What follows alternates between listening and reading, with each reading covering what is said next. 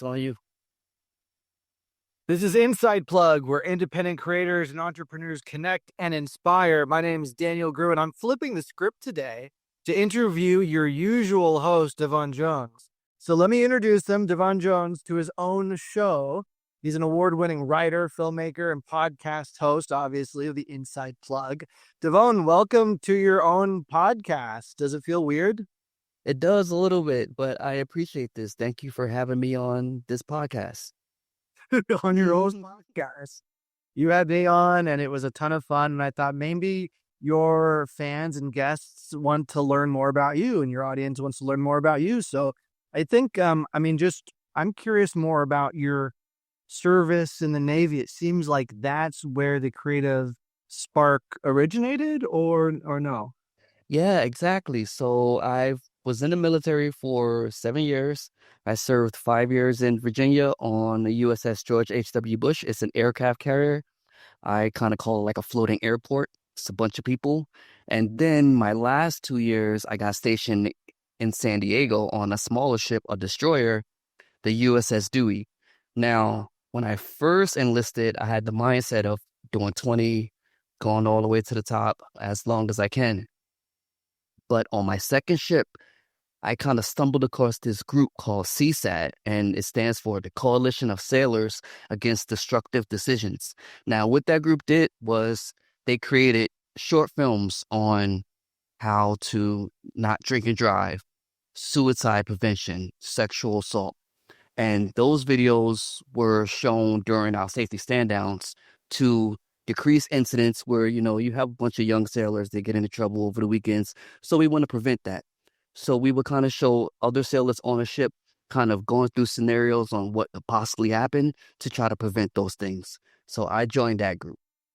And this is a time when we're having a lot of active wars. I mean, right? Is Iraq, Afghanistan, and you're on an aircraft carrier. I mean, it's kind of I really don't know what it's like, but is it you're just on the ship like all the time, and you're just out to sea? And I mean, what's it like during a wartime situation? Yeah, so it's like workday, like a 9 to 5. You go in, well, more like 6 to 5, right? You go in at 5, 6 in the morning, you do your attendance, you get your job assignment for the day, you do your job assignment, you got lunch, and then when the day is over, about 3, 4 o'clock, you go home and you can live off the ship if you decide that, or you do have a rack, which is a bed, military term, where you can sleep on the ship if you want to. Now, there's times where you're going to have 24-hour work days. We call it duty days. Or And that's usually every 5 days, every 3 days, depending on how many work groups, duty sections there is. And when you're there for 24 hours, and pretty much the same thing when you're done for the day, 3, 4 o'clock, you may have a watch where you're monitoring equipment or a station. And that's usually about maybe 4 to 6 hour time period, depending on your station and what you got to do for that particular job. Yeah. And then you, feels like very stressful in terms of, is this part of the reason why people maybe get into trouble on their times off? And you mentioned like the part of the point of this was to help show scenarios so they're not getting into trouble. The soldiers aren't getting into trouble on their times off. Is that because it's so stressful? Like being on the ship all the time, it seems like you need an outlet somehow.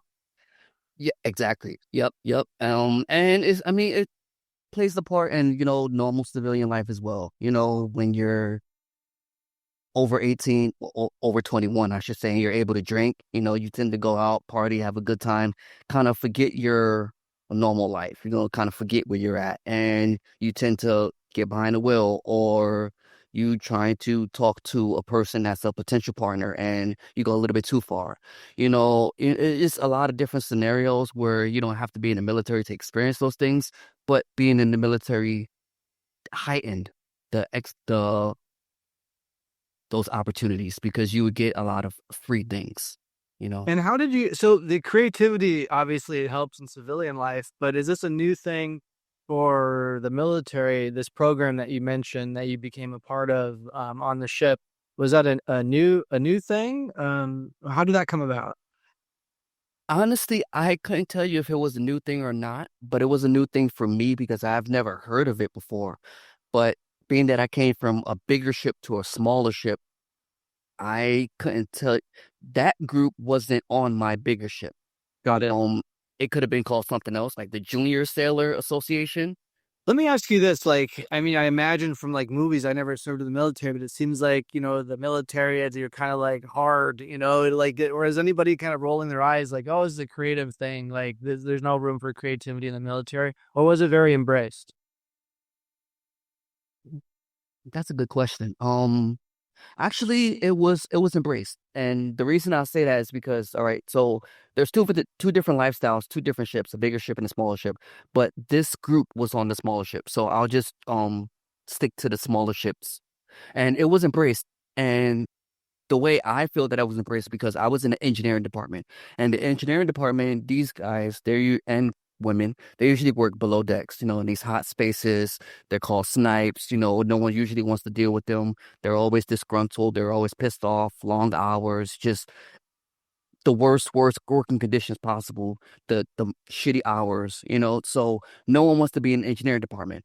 But when I took over the CSAT department and I started making the films, majority of the engineer department decided to join that group and kind of not took over, but was the mass majority of that group when it was usually topsiders like the OSs, the navigation people, the people who worked in the island, and etc. Well, that's fantastic. So it seems like it made a big difference for those It, folks. it it really did. It really did. And at what point did you realize that this wasn't just something that you wanted to participate on the ship, but this is something that you actually wanted to make a career and really learn and teach about? Two things. The first thing was the command master chief. So the command master chief is the highest enlisted rank, and the command master chief is in charge of the command. So you can be a master chief, but not in charge of the command. But the command master chief himself came up to me and said, Jones, because we're all called by our last name. He's like, Jones, I like the films that you're making, but I need you to get as personal, get as real as possible. I get it, you're trying to make a script and make it all, quote unquote Hollywood style, but be as real and raw as possible. So I went to the sailors and I said, hey, I need to make this as real as possible. So you have some profanity, you have some hazing, like you have the realness of what can possibly happen. And when we showed it at the next safety stand down, we got a standing ovation. And that right there kind of like, okay, I got something here. I think I can do this.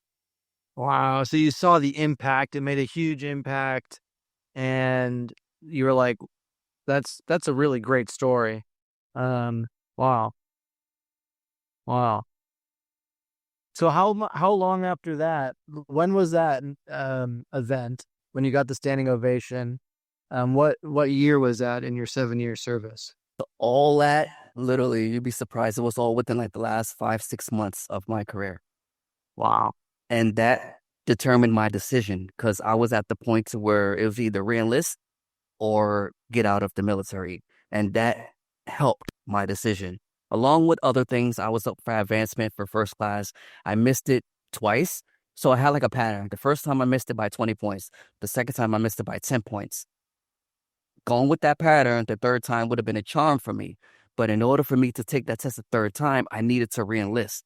Mm. And I kind of was attempting to roll that dice, but that film, that moment, that impact kind of gave me the spark to, hey, you got something in filmmaking, give that a chance. Don't Yes. yeah. So good that you did. But your film, your script, pen and pencil, and went on to win awards and be read at film festivals all over. The Wild Sound Festival and Los Angeles Feedback Film Festival, to name a few. So tell me about pen and pencil because it's not really something I would imagine. A Navy veteran to write. It's kind of lighthearted and it's really clever. How did you get the idea for it? Yeah, that's interesting as well. So, I'm at San Diego City College. I'm taking a screenwriting class. Okay, we skipped that. Maybe we skipped too far ahead because Oh, after I you, jumped right into film school. That's my film school. okay, got it. Okay, so this is, okay, sorry, keep going. Okay. I'll quick backstory. So after I got in the military, I went to City College and I took a whole bunch of film courses. Okay. And screenwriting was one of the film courses that I took. And while I'm in this class, the professor is giving a lecture and he says, at the end of the class, I want you to come up with an idea for a script. And at this time, I'm using a pencil to write down my notes. And I'm looking at everyone else in the class and they're using pens. And I'm kind of like, do people use pencils anymore? So just had a thought. And then so I went up to the professor and I say, I had this idea. What if my pencil was like talking and kind of felt some type of way that no one uses pencils anymore? And gave him a quick scenario. And he said, I like that. Build on it and let's see what we get from that. Wow. Wow. And that's a real lesson of just like looking and getting inspiration from life and like things that are happening all around you. And then people are always trying to make such complex ideas and concepts when maybe sometimes just a simple, clever idea can go such a long way. I mean, so the pencil is helping Pen search for her missing cap. That's part of I mean, it's just so like clever and simple, and yet it wins awards and you're having this huge impact. And you even wrote a follow-up that also went to festivals and got read, the Spring Break Pen and Pencil Spring Break. Mm-hmm. Yeah, so it's actually a 4-part process. So it's taking you through the 4 years of college. It's actually humans that's, using the pen and the pencil, Peter and Samantha, and they have a hard time talking to each other. So the pen and pencil, they kind of feed off their emotions and find ways to quote unquote draw them together. So yeah, we have pen and pencil, we have spring break is part 2, next semester is part 3, and then graduation, 4th year. And they're all scripts, and I saw they were read by actors. And do you have plans, or have you shot a short film out of it, or do you plans to do that one of the episodes? So it's been quite a journey with this one. I had an animator for a little bit. We had a good start, but then it's kind of started lagging, so I had to go in a different direction. I thought about a comic book. I still need an animator for that. I can draw myself, but it takes me a super long time to even draw anything. So then I, you know, thought about a play. So there's a lot of different avenues I can take with this. I did do an improv play of Pen and Pencil in Denver, Colorado, I believe in 2017, 2018. That got a good ovation. We had at least 20 plus people in the crowd. That was nice. So yeah, we're still up in the air with this one. I'll ask you. It's a tangent a little bit, but it comes to mind. What you're feeling, because you bring up animation, about utilizing AI for something like this. It seems like it's very, a lot of people really hate the idea of using AI for anything creative. The other side of it is, well, if you have a script and it doesn't help anybody if the script is just on a shelf. I mean, it's great when it's read by actors, but it would be really cool to have it into an actual piece, right? That you can show at a film festival, this kind of thing. Is this a good use for AI to generate art? Or is that taking away from like maybe an artist that you could find and collaborate with? It could be, but so here's another story. So I did recently meet another animator, and their animation style is AI. But my original idea for pen and pencil is traditional hand drawn because we don't have that much of that anymore. So I try to bring out the animation history with the pen and pencil, not just getting the animation out there just to push it out there. Um, yeah, so I'm all for traditional animation with this one. If I can't get that, then we'll have to take another avenue. We'll see how that one goes. But yeah, AI is cool, but I wouldn't want AI for this particular project. Got it. That makes sense. I remember I saw James Cameron interviewing some directors and he's saying everything should be IMAX 3D. Every movie should be IMAX 3D. And it's like, okay, there's a place for IMAX 3D. Maybe there's a place for AI, but I like what you're saying, that this would not fit, and you're sticking to your vision on that. Yeah, I love that. So then what happens after Where does the Pizza Shop short film come in? So that was a little bit before pen and pencil. So Pizza Shop was another, film class at San Diego City College. I want to give a shout out to San Diego City College. They have the greatest professors that I've ever had as a student, and I've learned so much from each and every one of them. They molded me into the filmmaker that I am today, and I just want to thank them for all the hard work and dedication that they put in. And I was able to, I won't say master the craft just yet because I'm still learning, but with the pieces that they gave me, I've been successful in this short period of time. So Pizza Shop came in at one of the another film classes, and once again, the professor, hey, by the end of the class, I want you to come up with an idea, write a script. This is actually before I took the script writing class. Okay.